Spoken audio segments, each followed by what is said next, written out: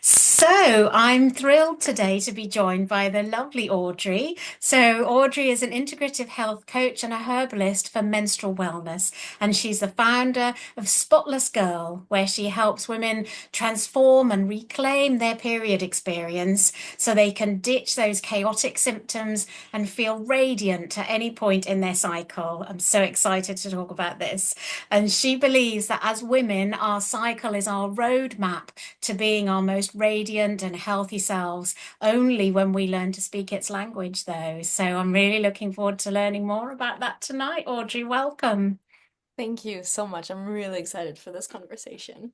Yeah, me too. So tell us to begin with then, what brought you to this journey? How have you ended up being what you are, doing what you do, and how did you get here? Yeah, I think my journey is very similar to many health coaches, and similar to your journey and everything, but it started from my own pain and suffering. Um, as soon as I started menstruating, so as soon as I turned 12 years old and I had my first period, it was complete chaos for me. It was a nightmare. It was horrible. I was bleeding for 9 days, and then I would have a tiny break for 6 or 7 days, and I would start bleeding again for 9 days. So obviously, I would faint all the time. I was always extremely tired. I had these huge mood swings.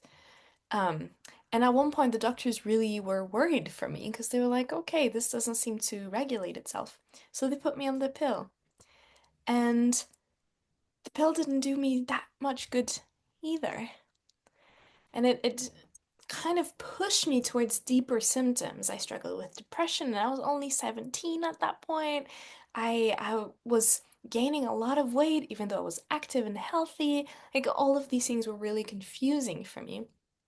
And one day, it was one very clear morning. I was 18 years old, and I was about to take my pill because I had been taking my pill every day faithfully for the past 6 years. And one day I was about to take it, and I felt this gag reflex in my body going like, if you eat this, I will throw it up. And it was such a clear message in my body. And I was like, whoa. And I stopped the pill, but I stopped it secretly because I didn't know what would anyone think? What would my doctors think? What would my parents think?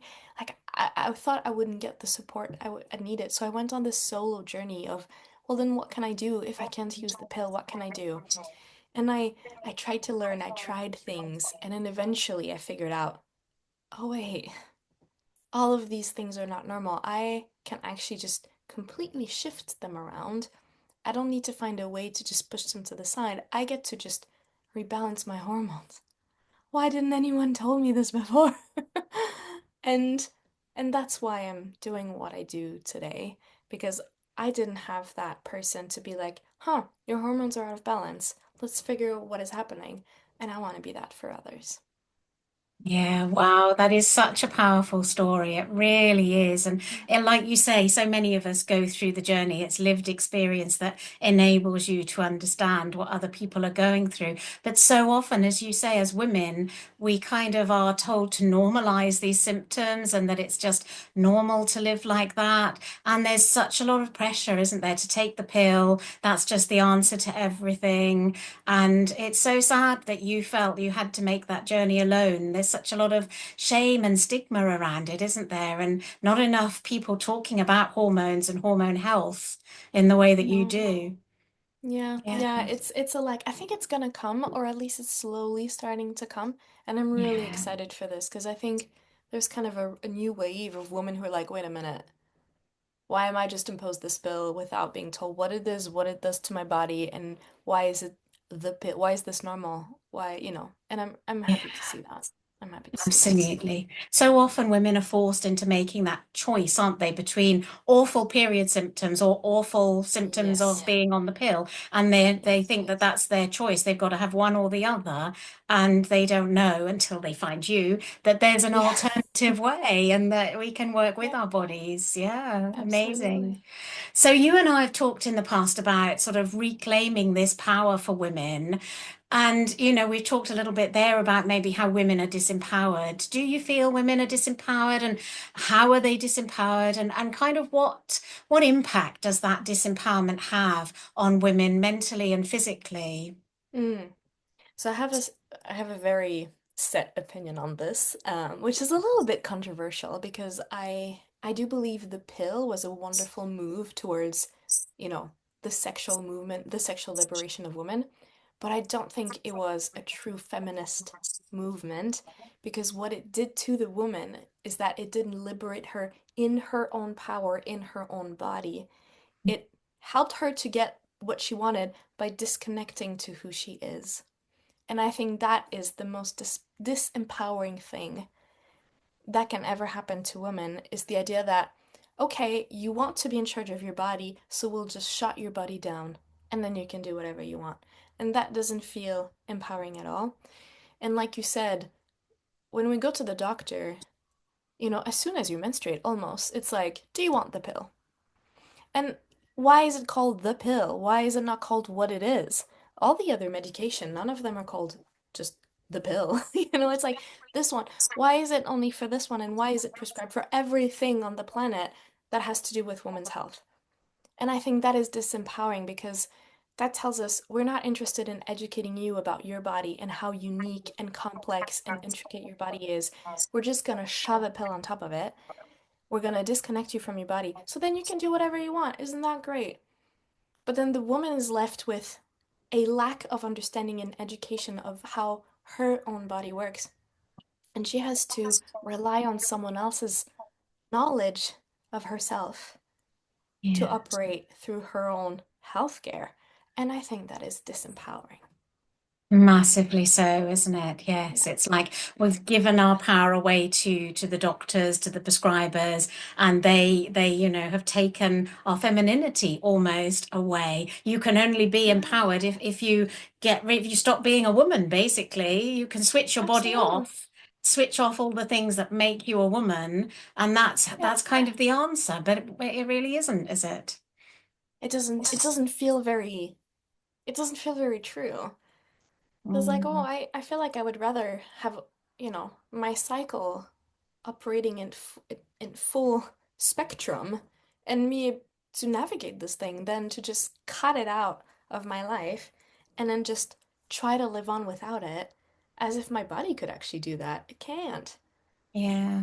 And I So, think that leads to a lot of dissonance, doesn't it? And confusion in women because their body is still absolutely. their body and their body still wants to do what it was naturally meant to do. And women think, oh no, I'm supposed to be different somehow. And that's not supposed to be happening. And then we get lots of symptoms, don't we? Like breakthrough bleeding and fertility problems when we come off the pill or, Yes. all sorts of issues that women, then struggle with as a result.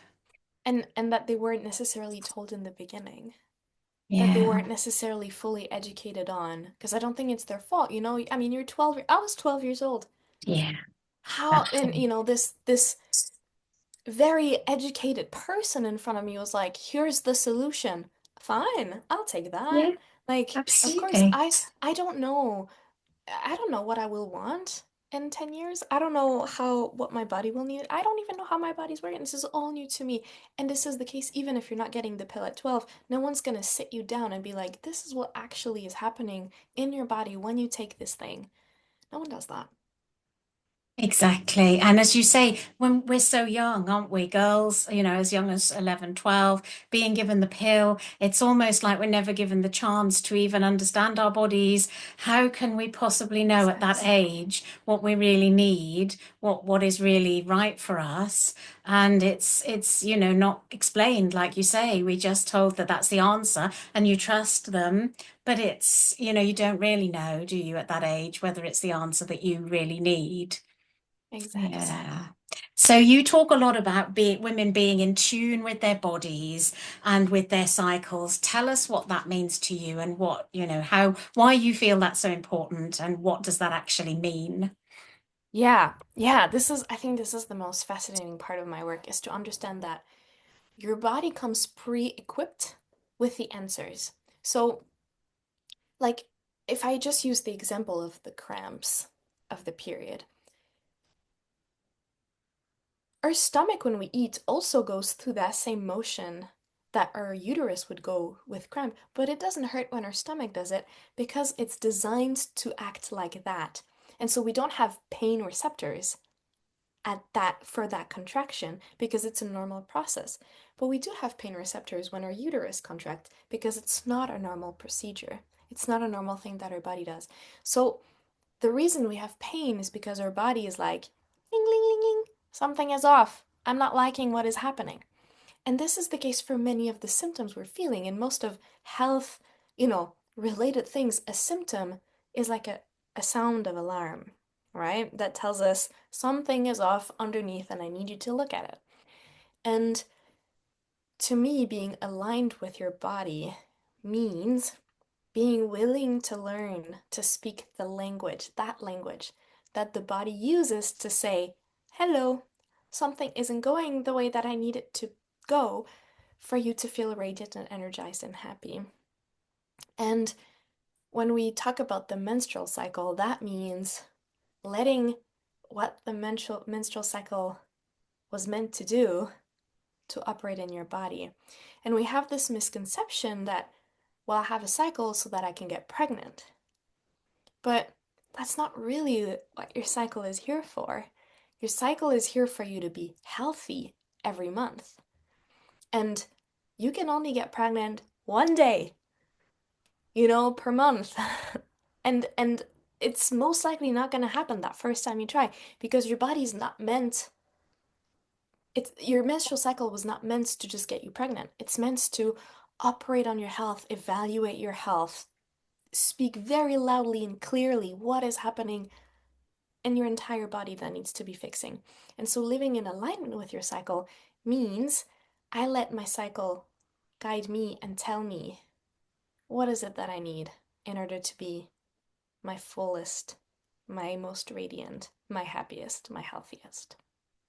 Wow, yes, absolutely fascinating because I think we have, as women, like you say, completely lost a connection between our cycle and our health. We don't think of our cycle as actually, like you say, doing anything for us other than when we want to get pregnant. It's literally a tool to get pregnant. And we've lost that idea that actually the cycle is a healthy, natural thing that is actually contributing actively to our health and well-being every month. The different changes in hormones, the hormones that we have, they're doing things for us, aren't they?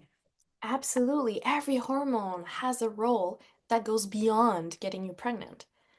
Like if we talk about progesterone, for example, the role of progesterone is to give you peace. It brings your emotions to a sense of peace and control. It lowers your stress levels. It helps you digest. Like all of these things, that goes beyond you just having a baby, which is a miracle in itself. Like I don't want to Yeah. say, oh, whatever. It's a miracle, Yes. but your cycle is also a miracle in itself. And I often say, I use the image, your menstrual hormones are like the check engine signal on your car. It's like when you're driving and something is off on the car, that light pops up. It's one of the first one that will say, hey, you need to get it checked. That's what your period does. It's the check in. It's like, oh, this month something was off. Ting! You need to get checked. Not necessarily by the doctor, but by yourself. You need to look at your month. What happened?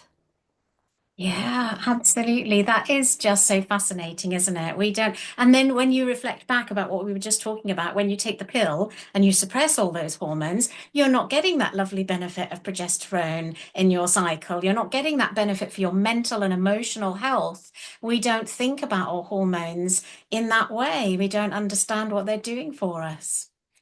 It's Exactly. fascinating. This is why, Yes. isn't it? It's so important to understand our hormones as women. This goes back to being empowered, doesn't it? If we don't have this information, no one tells us as women, this is what estrogen does for you, this is what progesterone does for you. So we understand what's happening in our bodies. We just think of it as an inconvenience, that we have to, it would be nice if we could switch off. This is why Absolutely. it's so important, isn't it, to have this knowledge? So, obviously, my audience is predominantly people with chronic health conditions, long-term illnesses, and that's my particular interest.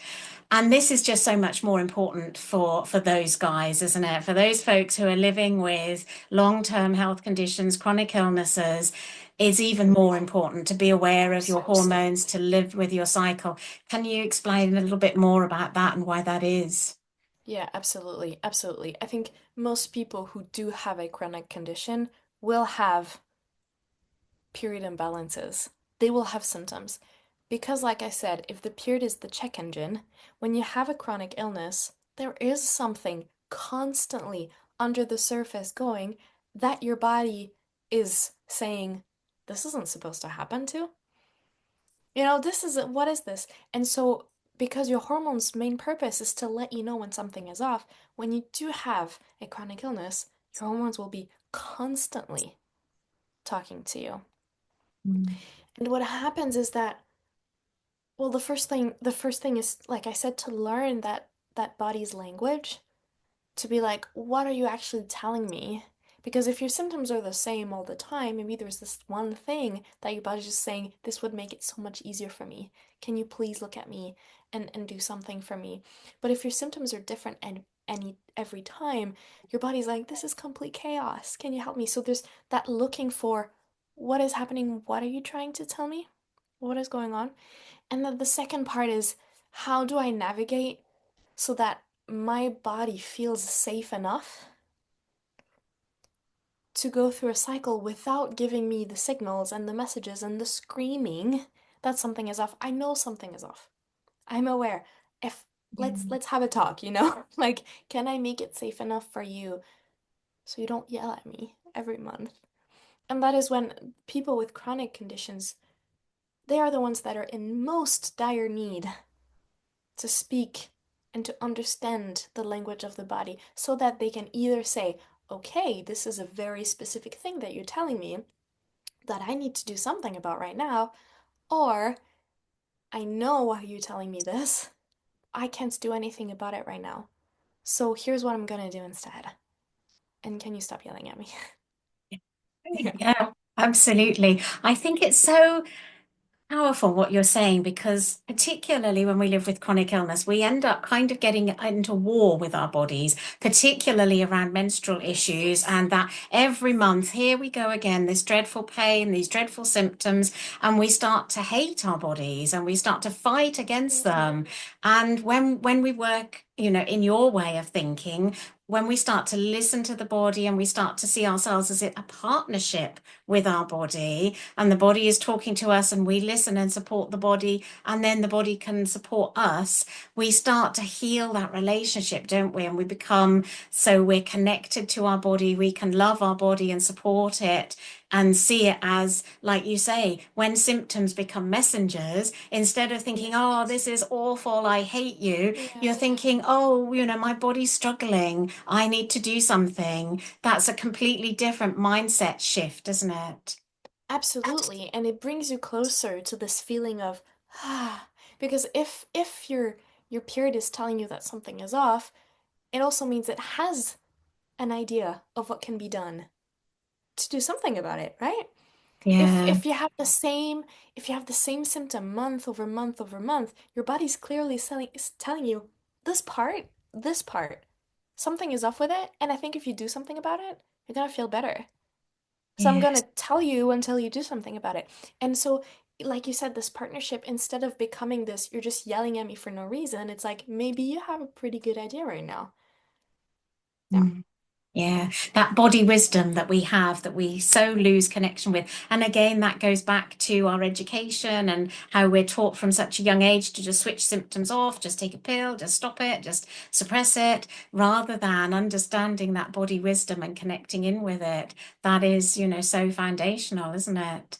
And I Yeah. know that you mentioned there about the nervous system and feeling safe Yes. and, how critical it is the connection between stress and hormones and our Yes. mental and emotional state and our hormones. This is a big piece of that, isn't it? Absolutely. And this is something you and I have talked about before, specifically the stress part. For people with chronic condition, I feel like there's such a huge lack of support around stress because Mm. it is often ignored or pushed to the side that sometimes the condition is causing stress. And it Yeah. becomes this vicious cycle, right? I mean, everyone who's listening to this probably knows about this, but if you go to the doctor and they're like, well, stress can make it worse, so you need to lower your stress, that in itself is so stressful. Yeah. Because you can't I don't have control over my body. My body doesn't, my body doesn't just say, "Okay, yeah, no stress, I'm good." Like it's a very difficult thing to just say reduce your stress. And I think the approach that we have is to say, let your brain tell your body that it needs to slow down. And that's an impossible thing to do. I think that's an impossible thing to do for all women, but specifically for women with a chronic condition in which the body decides if you're stressed or not. You don't get to, you don't get to decide, today I'm going to be stressed, today I'm not going to be stressed. This is a complicated situation. And so I think I think we need to reshift and change our way that we approach the nervous system when it comes to hormonal balance, menstrual wellness, and chronic condition. Instead of saying, my brain will tell my body to calm down, can I cultivate peace within my body so that my body can tell my brain it's okay? I think that is a much more powerful thing and a much more efficient thing if you're going to reduce stress. Maybe we can leave our brains do their own thing and speak to the body and try to create safety within the body first. Yeah, absolutely. When we were talking before and you said speak to the body, not the brain, it's just so powerful, isn't it? Because, like you Yeah. say, there's a lot of toxic positivity out there, isn't there? You should just think Yes. happy thoughts, tell yourself Yes. it's all right. And then, of course, people who are living with pain and illness, they can't feel okay magically because it is awful. It's horrible what they're experiencing. And then they feel this kind of shame and guilt that they can't somehow Yes. just magically be not stressed. And, that just then adds to the stress, doesn't it? It's a vicious cycle, absolutely, as you said. Yeah. Absolutely. And then it keeps sending to the body the signal is, "Ugh, this isn't working, this isn't working, this isn't working." And you really train the body to stay in that stress tension. And the more you try to stop it, the more it's an Yes. unfair thing to be told, stop stressing about it, it'll be better. I feel like it's Yeah. unfair and not It's just. very, very, very unfair and cruel, really. And you end up in this fight, don't you? You're constantly fighting with yourself, trying to force your body to be calm and force yourself to feel better, which, of course, is the worst thing you can do because the more you force it, the more the body feels unsafe and stressed and says, no, actually, there is something wrong and I need you to listen. And yeah, exactly that whole vicious cycle just kicks in. What are your favorite ways of doing that? Are there tools that you recommend people use to talk to their body like that? Absolutely. Well, there's so many, but a few of my favorites. My absolute favorite is tapping. Tapping your body. I use EFT, emotional freedom Yeah. technique, and that's when you tap on your face in a special sequence. But even if you don't know that sequence, you can just tap your collarbones. And what that does is that it activates your body. And while your brain is processing the pain, your body is being activated, and eventually it comes to its own conclusion that things are okay.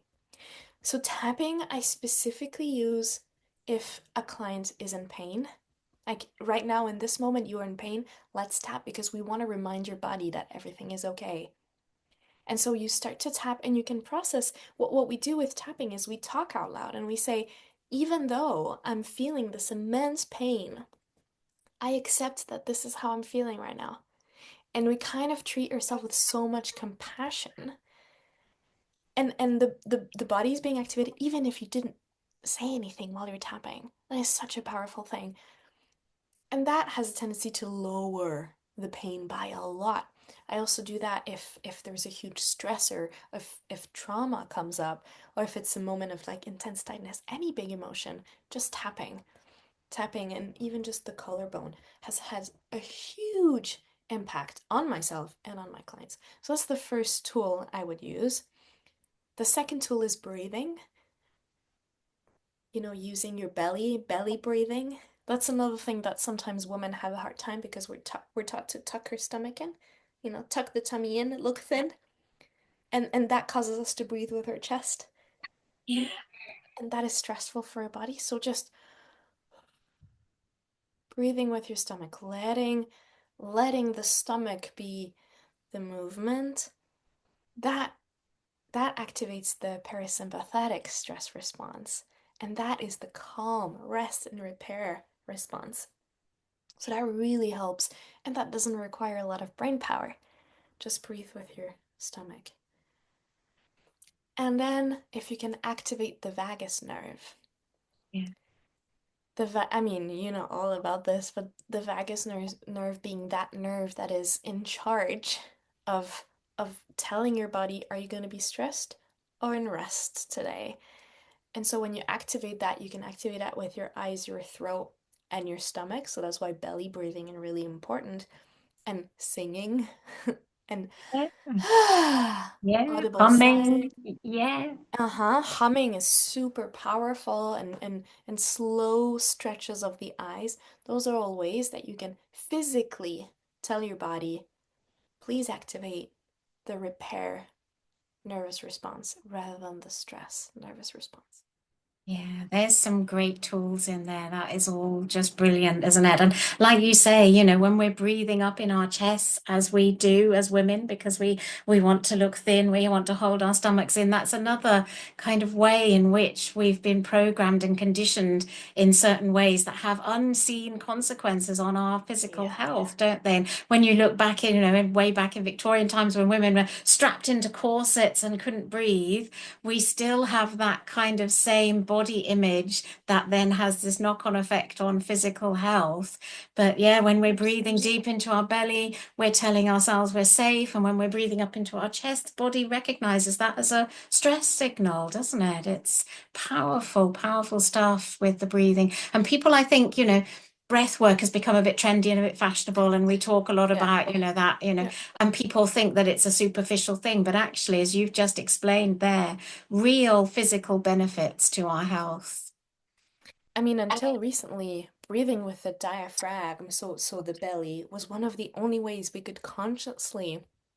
we knew that we could consciously undo the stress, or deactivate the stress response. And until recently, you know, we thought that was the only way. We were like, oh, you can't de-stress. If your body has decided to stress, you can de-stress. But we knew for sure that the diaphragm, that muscle here, that could do it.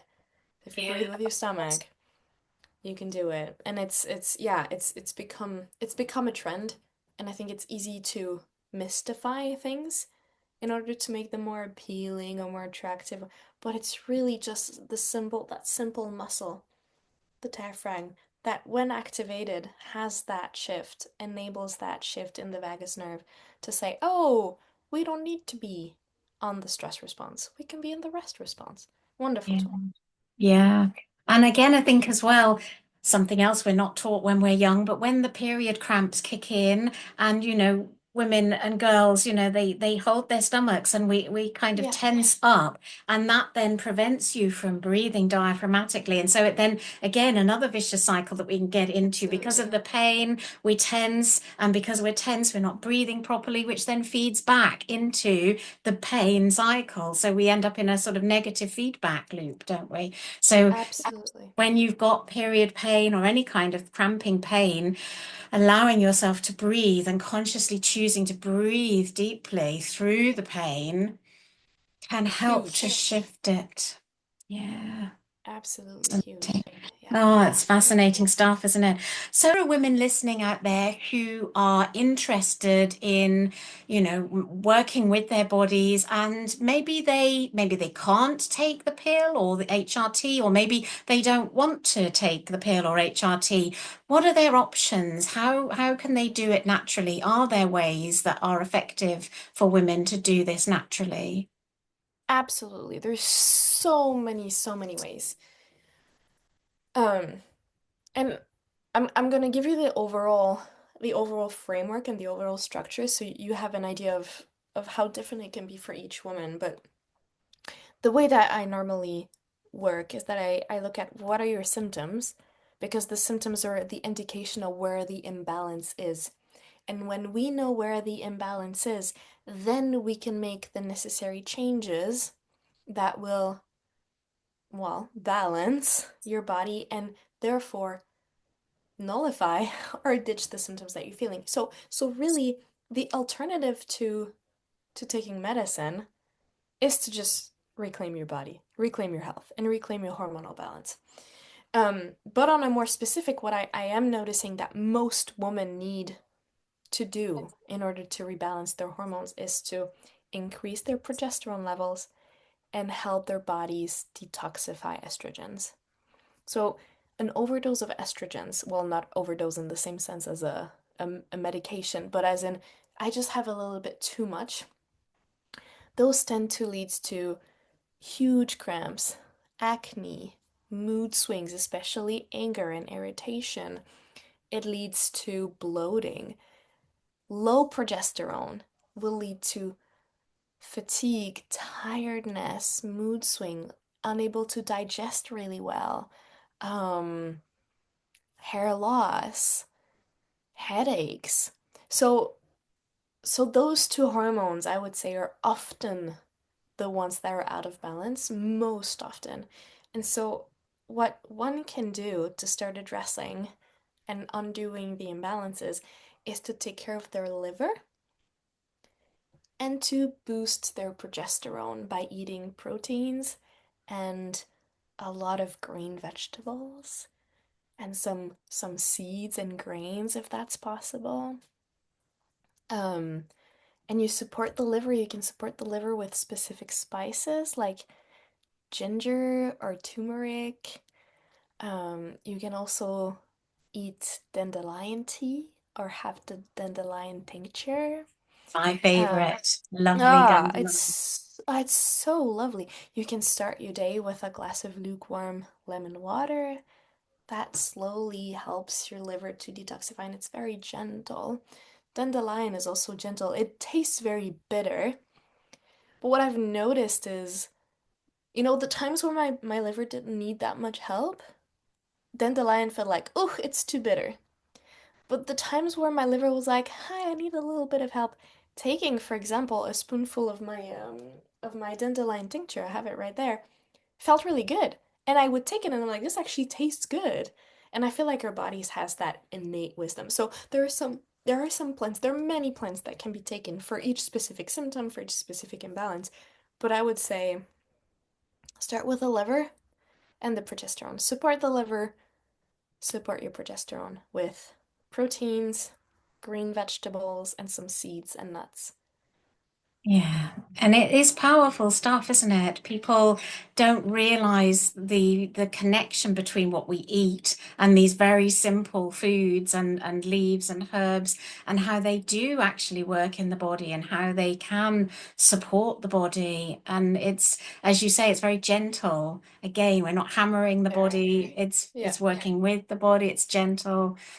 And that Yeah. tends to work really good for people with chronic illnesses if herbal, if in their case they can take herbs and herbal teas or herbal medicine, it is a perfect match because herbal teas, for example, tend to be so gentle, so low, but they're extremely mineralizing. And so they tend to give the body the nutrients that they need to do their job, such as detoxifying and building hormones and de-stressing and, all of these wonderful things, or lowering the inflammation. Yeah. So, Which is a you know, big piece, isn't it? Inflammation for huge, everybody. Yeah. huge, huge. And, Yeah, and it's so absolutely. interesting that you say that connection between, your body tells you what it wants, what you fancy, listen to those signals. If you suddenly have a bit of a craving for something, it's because your body is asking. I it's kind of a funny story really, but I started teaching my mom those kind of things because, it's my job and she was interested and I was like, yeah, you have to listen. And then the other day she called me, she was like, I craved sardines for breakfast. Is that normal? I was like, yeah, yeah, and suddenly you'll feel like, oh, your body's craving the weirdest thing. And I think we have this tendency to say I have to control my body and its desires because I'm at war with my body. So what it's gonna ask me for chocolate and ice cream, I know it. But the reality is that if it does that, most likely after 2 days it'll stop asking you for that because it's like, not that much actually. Like that's enough, you know? When we really Yeah. get, it's gonna start being like, what about some broccoli actually? Like some Yeah. sardines for breakfast. But it's So self-regulating, isn't it? Absolutely. And super. yeah, that is very, very interesting. And like, as women, we crave carbs in the week before our period because We do. progesterone We do. needs the We do. carbs, the grains you were Exactly. just talking about. And we're Absolutely. trying, so hard to be thin and we live on, low carbs. But actually, there are times in our cycle when we need those carbs, aren't there? So listen to your body. Absolutely. And you know, most of my clients, even the ones that feel like they're overweight, even the ones that have been told they were overweight, they're actually underfed, undernourished, because they're Yeah. not getting the vitamins and the nutrients they need. And so we all think, when I eat, problems happen. So I'm gonna not eat. And that's Yeah. another vicious cycle. Oh, it's so And sad. that's where I feel like herbs come in really handy because they kind of create this safe place where I can have a nettle tea, which is such a safe herb, and I don't feel like I'm eating something, but I'm really filling myself with vitamins and nutrients. And that can be like this opening, this first step into, can I give my body what it needs to do its job? And then slowly I'll start to feel hungry for some things, you know. I'll Yeah. I'll want some cashew nuts and then I'll realize, oh, I need some iron. And there's iron in nettle and cashew. So yeah, yeah. A good pathway, I would say, is start to get into herbal teas because they're usually very safe for most people. Obviously, take Yeah. responsibility for health and consult Yeah. if you have any doubts, but they are safe for most people. And some of these herbs are so rich and can make a world of difference. Yeah, absolutely. And we've demonized food, haven't we? But at the same time, like you say, I mean, we look at our society and the supermarkets full of food and we all overeat and, we eat loads of food, Yeah, but we are actually malnourished. We don't have exactly. this, with this concept that we could be malnourished seems totally alien to us. We're surrounded by food, but actually we're not giving our bodies what they really need and we're not nourishing them. We've lost that connection between food as healing and nourishment. We just eat what we fancy, we eat what the adverts show us, Yeah, all sorts of things. We eat what's in a packet in the supermarket that's easy to cook. We've lost that connection, haven't we, between food and absolutely. nourishment? Yeah. Absolutely. Mm. Do you feel this is a bit of a kind of off topic, but the pollution and estrogens and things like BPAs and plastics. Do you see that in your clients? You talked about estrogen dominance there and having too much estrogen. Do you feel that our kind of toxic lifestyle is feeding into that estrogen dominance? Absolutely. I'm so sad to have to say we really have created an environment that is no longer healthy for us. Um, and you know, I can use the I don't know, do you guys have the Pepsi Max? I think that's the Yes. Yeah. yes, okay. Yeah. So we had this fun discussion because I don't drink uh these kind of drinks, and you know, in my family they all know this, and sometimes they'll come and this one guy was like, "Oh, but this one has zero sugar in it." And I was like, "Okay, let me show you what is in it." And you know, you look at the ingredients and it's like, this isn't a type of estrogen. This is a type of estrogen. This is a type of estrogen. But none of these are produced in your body, right? They're xenoestrogens. So they're Yeah. they're chemically induced, and so your body will think they're estrogens, but they're not. Yeah. I was like, all of these, and he was like, "Oh my goodness." You know, and it's like we are there's so much of these hidden in places. Yeah, in plastics. Oh my gosh, in our furniture. When we buy new furniture, like the products that have been used to clean those sofas and beds and mattresses, hey, it takes 25 years for them to leave completely, and they're constantly being exposed, and those are full of estrogen. So I don't want to be all like doomsday and say like Yes. we're all doomed and there's nothing to that can be done about it. But we do need to bring extra caution that some of our ancestors didn't have to bring into their daily lives because they didn't have those to deal with. We do. So that means we do need to give extra care for our liver to be able to get rid of those.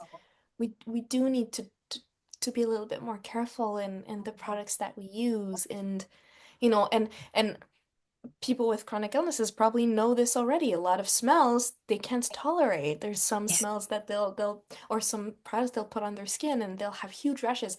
That's the reason. Yeah. That is It's, absolutely the reason. The body is no longer, the body said, I can't deal with this anymore. I have other problems to deal with. I don't have time to deal with this. Just don't put this on me. And I think as a whole, even without a chronic illness, we should maybe consider lowering the amount of toxins we take in and put on. yeah, it's another piece of the health jigsaw, isn't it? That It very few is. people are aware of, but as Right. you've just explained so beautifully, the effect that that's having on our health is something that we need to think about because for some people it could be that their hormonal imbalances are, being caused by not by the food or by something that's innate within them, but by some of these, foreign estrogens. And so, yeah, it's an important part of the puzzle, isn't it? That, like you say, our ancestors didn't have to think about, but we do. And it is about making conscious choices, isn't it? And knowing this information so you can make better informed choices around what you drink, what you eat, what you expose yourself to. Yeah, Absolutely. absolutely. And Yeah. all of these add, we're talking about the physical stress. All of these add a physical stress Yeah. to our That's, bodies, and it's the little ways that it's not causing mental stress, but it is causing physical stress, and stress being such a huge part of hormonal imbalances and of chronic condition and of all of these things. It's important to be aware at least that the sources of stress can come from multiple places, and that's why we yeah. need to look at the body. Yeah, absolutely. I think we've kind of misnamed stress as a kind of mental thing, haven't we? We Yes, think of it as mental, yes, but there is physical stress as well that is happening in our bodies without us being aware of. But like you say, exposure to foreign toxins, that's a absolutely, stressor. Yeah, it's absolutely. Mm-hmm. yeah. Mm-hmm. Processed foods, artificial sweeteners, all of those things, they're stressors on the body. And you think, well, I'm not stressed. I'm not under any stress. Mentally, maybe, but physically, a lot of stress there potentially. Exactly. Yeah, Mm. exactly. Exactly. And hence the importance of let's look at the stress in the body first and create Yeah. that safety so the body can start to and release some of those and forget some of those and process some of those. Yeah, absolutely. And do you think as well, there's quite I mean, you could almost use the term epidemic of anxiety in women and Yes. young girls these days. Do you see that as being potentially, linked to this lack of progesterone? Is there a connection there or their hormone imbalance? Is that anxiety kind of potentially connected to that? I think the anxiety we're experiencing today is a result of multiple factors. Um, I think here in this moment of time, never have women been under so much pressure in history. We, we have had the freedom of being given the same, almost the same roles and opportunities our fathers and grandfathers had, but we have kept also the traditional roles that our mothers and grandmothers had, which means that we're now carrying the expectations of way more people than we ever had in the past. And we are now,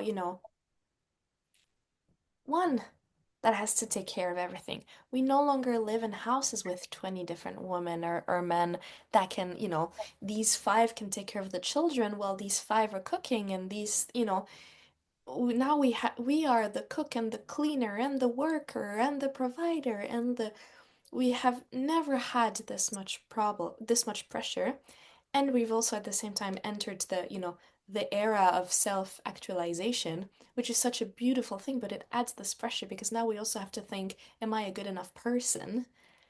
Am I growing? Am I being good enough, righteous enough. Those are new things in the history of new. And then comes all the physical. Never, ever in history have we had so little food, actual food. Never, ever had we had so much toxins. Never, ever had we had so little time. You know, if I say to a woman right now, let's imagine you have 2 hours of rest every day, a lot of them will go, oh, that's a lot.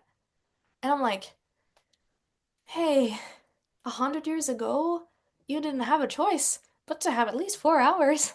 Because these 4 hours, you can't do everything in those 4 hours. You finish your list, or you can't do these things, and other women are there to help you. So we are in a place that we have never been in before. And I believe that is one of the core reasons we have this anxiety epidemic, is because we've pushed women away from their bodies so they don't even have the resources to face this new era of pressure and toxins and low nourishment and low exercise and all of these exterior factors. They're not even able to know how to level up and face these things. And I personally believe that is where a lot of the anxiety and stress is coming from in women. Absolutely, yes. It's a never-ending to-do list, isn't there? There's Yes, emails and yes, childcare, and yes. we've got people, women who are looking after children and raising children while at the same time looking after elderly parents and holding down a full-time job and paying a mortgage and, all the other things that go with it, running a household, running businesses. Yeah, It's a lot, isn't it? It is a lot for it's women to huge. carry. And as you said, we've lost that foundation of our own inner wellness and well-being that might support us through that. Yeah, Yeah. it's tricky, isn't it? So what would be, finishing up with, your number one tip for women who want to support their health and their hormones naturally? What would be your number one tip? Okay. In light of everything we've talked about, I think my number one tip would be try tapping. Because in tapping, you are really setting the pace for your body. If you start the day with tapping, you're really setting your body to start the day at a pace that is much more soothing, and therefore all the underlying things that need to happen in your body have way more spaciousness and freedom to be done and to work their way. So I would say just start your day. You can find me or find someone on YouTube that does tapping and just follow along and just go, okay, yeah, uh, I'll just start my day with that. And even though I'm feeling super stressed and even though I'm feeling super worried that today is gonna be a low day for me and I don't know what to expect, and even though I'm feeling so much pain right now, I accept that this is how I feel. I choose to accept myself. And you just tap, tap, tap, tap, tap, tap, tap. I would say start there and and notice how that feels, because I believe that is one of the simplest and greatest thing we can do for our bodies. That's very interesting. And like, I suppose that's kind of almost grounding in our body, connecting into the body, because we get up and we rush away with our brains, don't we, straight into our to-do list, but actually spending some time there connecting into the body, it's powerful. Very much so. And a lot of the times in tapping we say just name the sensations. Like I have butterflies in my stomach. My head feels stuck in a metal box. I have this tension in my shoulder, and you just name things as they are, even though my shoulders feel like there's a rod in between them. I accept that this is how I feel. And it can feel a little bit triggering and challenging to say I accept that this is how it feels, because you're like, I don't wanna. But you're saying, okay, this is how I feel right now. It doesn't have to be I accept the pain. It's Forever. yeah, yeah. It's Yeah. like I accept okay, I'm aware. This is how it feels right now. Yeah. And that's the mental, calming down, but just tapping, even without just connecting with the sensations and just tapping, that really calms the nervous system and gives you this Honestly. spaciousness. Mm. I think sometimes as well, I know there are people who find the word accept difficult, and I, completely Yeah. understand that. And it is a powerful concept, and, something that I teach a lot about, acceptance, and how working with acceptance is so powerful. But I think Mm. sometimes if people struggle with that, maybe acknowledge is another Yeah, word. I acknowledge that, yeah, it's there that's for how I me feel. now. Yeah, it's Yeah, acknowledging. If you struggle with acceptance, maybe acknowledge that it's there. Yeah. yes, and So do that's you have videos? Do you have videos of tapping on YouTube? I was going to I say, where do do. people find this? Oh, lovely. Yes, So, absolutely. so that brings me to my final question, which is, where can people find out more about you if they want to know more, or if they want to find your YouTube channel? What's it called? What's your website? How do people get in touch with you? Wonderful. My website is very easy. It's the name of my business, spotlessgirl.com. And if you just type Audrey Gerber, you'll find me in many places. But I think the website is the easiest place because in the website, I have a page for EFT, and on that page there are some of the videos, and you can learn about what it is and what it does. But you can also get more focused resources about, okay, you know, the symptoms, the menstrual care. And right now, what is going to happen is I have this course to help people, women learn this is the symptom I have, this is what it means about that. So if that's the something you're interested into, the website is the best place. It has everything of my information. But most likely if you type Audrey Gerber or menstrual health or Audrey Gerber Spotless Girl, you'll find me. You'll come up. Oh, Yeah. that's wonderful. Super. Well, I'll put all your links underneath this Wonderful. video. It will be underneath. So thank you so much, Audrey. It has been an Thank you. absolute pleasure to have this conversation with you today. I've really enjoyed it. I've learned a lot, and I really hope that people at home listening have learned a lot as well.